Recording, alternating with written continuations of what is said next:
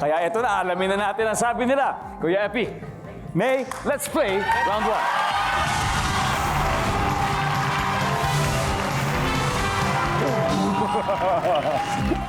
Nice one, guys. Good luck. Top 6 answers are on the board. Here's the question.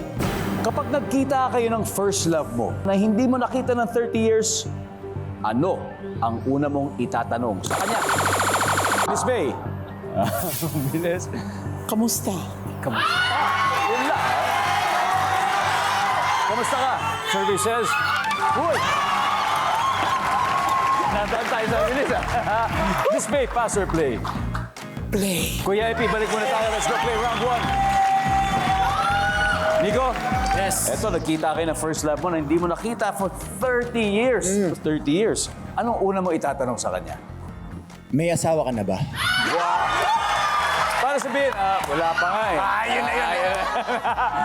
May asawa ka na ba? Rahil. Eto, nagkita kayo ng first love mo. Ilan taon ka na ba, Rahil? 22 po. 22. So, mga negative, minus negative 8. Na nakita mo ng first love na hindi mo nakita ng 30 years. So, anong una mo itatanong sa kanya? Miss mo ba ako? Miss mo ba ako?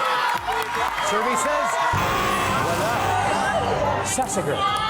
30 years, ha? Tapos una mo nakita. Anong una mo itatanong sa kanya? Saan ka nang galing? Punta ba?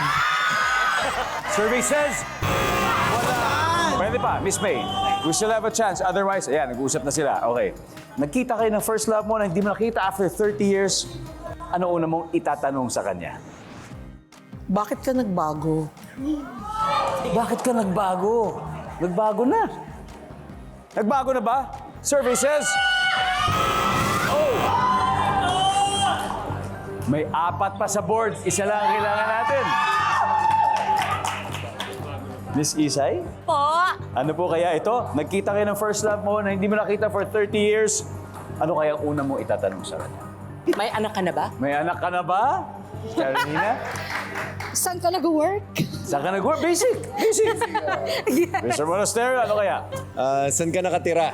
Yeah. Saan ka nakatira? May balak pang puntahan? Yes, Okay, Kuya Epi, isang tamang sagot lang. Mahal mo ba ako? Mahal mo ba ba ako?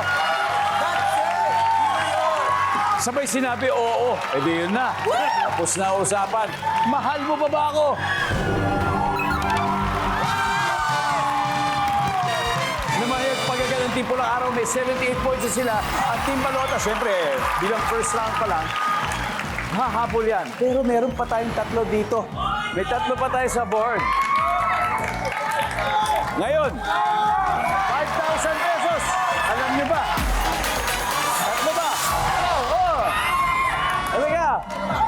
Halika. Okay, ito yung tanong.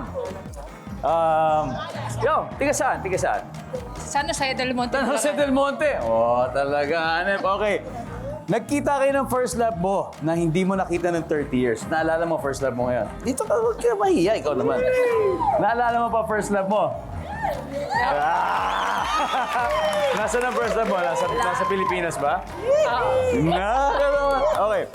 Anong una mo itatanong sa kanya pagkatapos mo siya makita after 30 years? Saan ka nakatira? Saan ka nakatira ngayon? Oh, pareho na kay Derek. Saan ka na nakatira ngayon? For 5,000 pesos!